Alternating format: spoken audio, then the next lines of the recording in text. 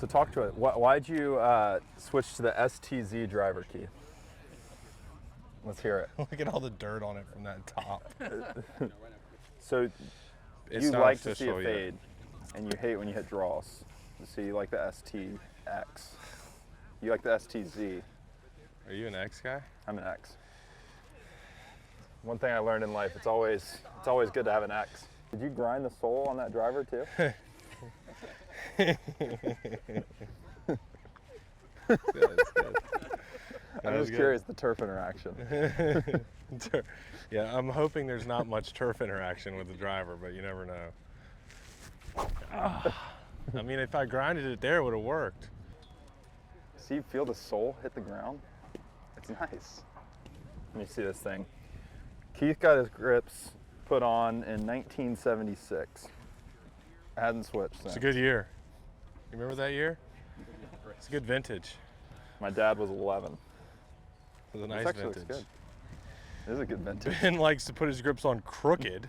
It's not even on straight. It's not even, not only is it not on straight backwards, it's not That's on just how good the Mizuno driver is. You don't have to put a grip on straight, it's still gonna go. You'd think this guy would have access to grips. At least it's the right color. Ain't red. So Keith, talk to me about your 2023 season and this incredible driving stat that you've managed to put together. Best does being top ranked on the PGA Tour make the best, statistically the best driver of a golf ball in the planet? It just helps, you know, with my STZ 230, right?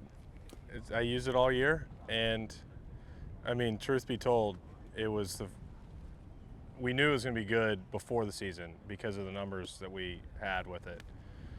Because it's all front weight, and I'm a fader of the ball, and we didn't have to manufacture it to make that front weight from the old drivers. It actually came solid that way. Spin drop, ball speed went up without any changes. So it was nice to have a club that felt like it was built from the get-go and not have to manipulate it at all, and it showed.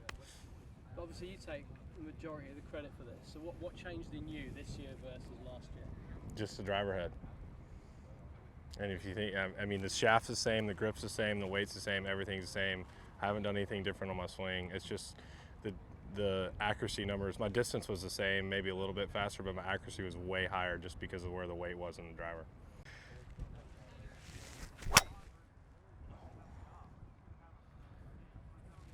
I mean, you have the guy who was leading in fairway stats this past week at Zozo watching you drivers right now. So if you want any tips, Please.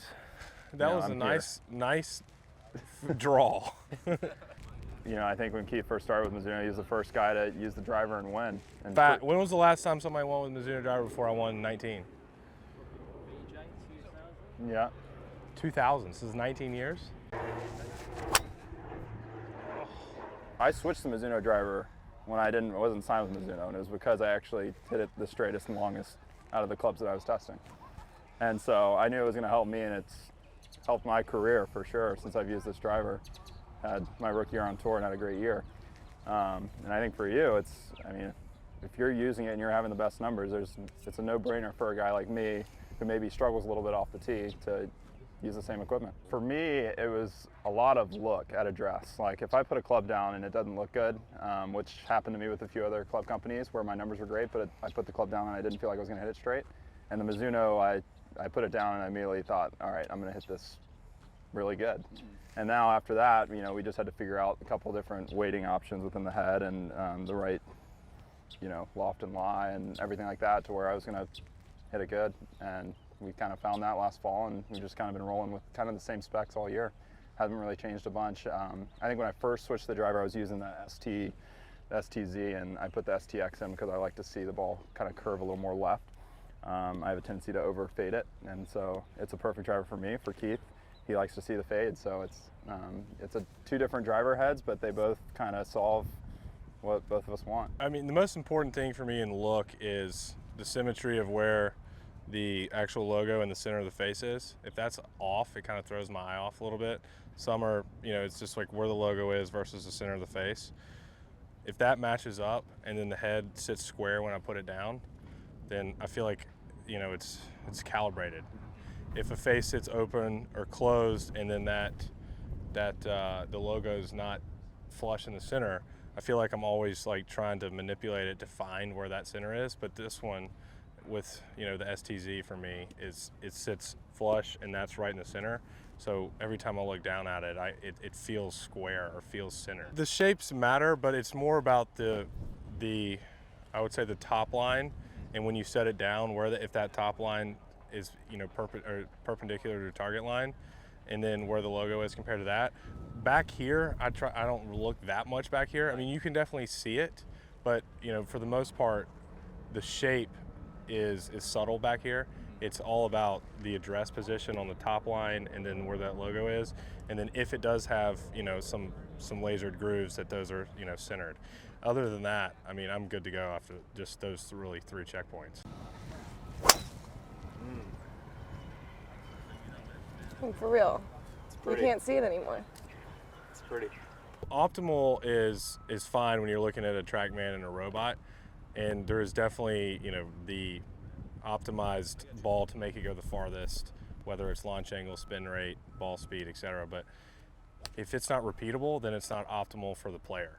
So I've always felt like optimizing is not optimizing relative to the computer numbers. It's optimizing relative to what you can repeat. So it's very rare that their natural repeatability is optimized, and if it is, then like they're going to be incredible. But if you chase optimization, a lot of times you lose repeatability. So let's say you're on a perfectly optimized shot with me. I'm hitting it up, a little bit more up, and a straighter ball flight. I might only do it 6 out of 10 times, but when I can hit my fade and not hit it up on as much, have a little bit more spin, I'm doing it 9 out of 10 times. So I'm actually gaining 3 better drives that might be 3 or 4% less than optimized, but over those 3 extra drives are way more optimized than my score.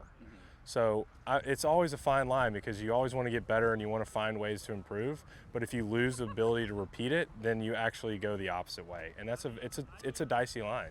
Sony Open 18th hole, Keith. Let's walk us through it. Sony Open 18th hole does give me nightmares. I have to hit a 2-iron off the tee. It's the only hole that I can't. I feel like You gotta go right to left. you got to go right to left. Yeah. You have to hit it high, so you have to hit a high draw. Yep. And usually the wind's off the ocean, which is off the left. And so if you don't hit a high draw and you don't hit it left enough, you're out of bounds or in the trees. I've had some unfortunate holes there. It's a nice birdieable par 5. Thankfully, Augusta is a nice little fade off that tee. Aim right at that bunker and just let it fall. I actually put 2 drivers in at Augusta this year. In your bag, like 14 clubs, you had 2 drivers. I had 2 drivers. So, like, what I took Phil my did. 3-wood out. Because there was not a hole that I would ever hit 3-wood in off the ground. Because 8 was downwind that day, so I knew I was going to hit 4-iron or 5-wood. And so 10 was into the wind, and I can't really hit my fade off the tee on 10, and it was into the wind. So if I hit 3-wood, I wasn't going to get down the hill. So then I was going to have a 5-wood into that green. And then 13, they moved that new tee back, so I needed to get it up around that corner to try to go for the green.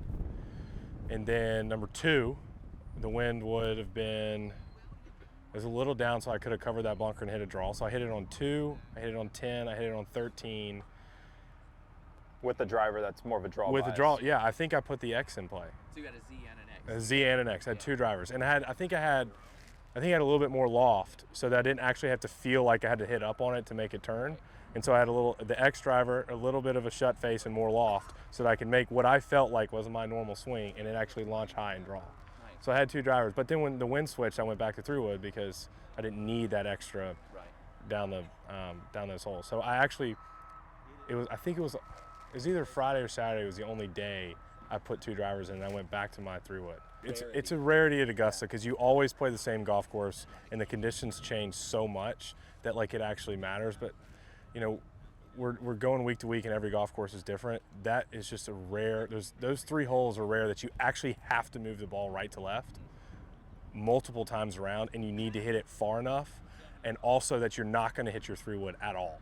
So I knew that day, no matter what, I was probably not going to hit my 3-wood. So it was a complete waste of a club in my bag. So we have to recreate the shoot. So Steven and I are going to stand I'm gonna stand right. No, you're on the left. You're on the left. Which one's safer? You're on the left. Steven's So on the right. We have the chute. And so there's a tree that's right there, and I actually just try to clip that pine needle. So just wherever your ear is, I'm gonna try to take this off your left ear. Talk me through it. Talk me through the shot. We might need to move the boys a little to the side. Yeah, Ben, thank We you. I got the number one appreciate that. driver on tour. Come on, guys. No. If you, Jesus, okay. You want to stand there? It's all you, baby. Wish I had my phone.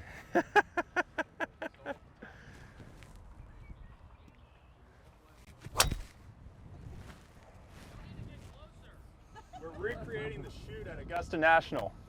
You're a natural fader of a golf ball. So I kind of fought the optimized thing all the way up until college. I always felt like I was going to lose distance hitting a fade, but I've learned that that's not the case, because you can just build your driver to take the spin off when you hit a fade, and then I could actually swing harder because I was having a lot more rotation through the ball and not trying to time up in my hand. So I actually gained distance hitting a fade when I thought, the common thing was, oh, if you hit a fade, you don't hit it as far. Well, you just take the spin off your driver in terms of, the loft or the shaft. Then I could actually swing harder, and then I was hitting a more consistent, farther drive. Definitely have swing thoughts, and I definitely hit some poor drives. The two things for me that I usually get off are when I try to hit too far.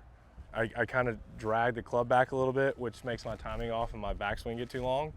So really, if I can have a nice smooth takeaway and make sure I stop when my shoulders stop rotating, because after that, this is all just wasted motion back here. You don't gain any speed really when your arms keep going and your shoulders stop.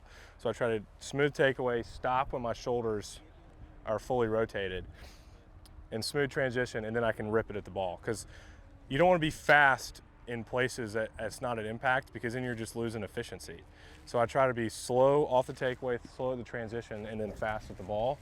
And then I just try to make sure that my hands stay in front and my body keeps rotating so that it falls left to right. Ball positions, I always go off my chest, because your feet, if you're standing here or you're standing here, your feet can always change. Like if I get wider, if it's windy, different shots, like I always try to go off my chest. And so I try to be right in my armpit, and I want my left arm and my club is not a perfectly straight line, but close. This is not pleasant for a fade. So I try to keep this relatively straight, and I try to keep it right on my armpit to my left shoulder. First move? What's that? What triggers the whole movement? I kind of cock my head back a little bit. It's kind of like I'm doing this, which is, again, sometimes I drag it too much this way. So I try to just be real gentle off that takeaway, and then make sure that I'm gentle on my takeaway, gentle on my transition. That way I can swing as hard as I can at the ball.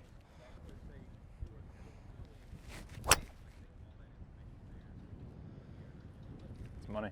So will you ever tinker with your driver head, like change the setting or anything throughout the year? Ben, that's a great question. You should maybe interview this. This is good. You've helped me with my thoughts. Now you ask a good question. I've used this same shaft, and you can see it's got all this paint chips in it. Character. Since the first Mizuno driver I ever put in, which was in the fall of 2018. So this exact shaft, not like the same model, like this exact shaft. Mm-hmm. And then every single one I've had 9.5 standard.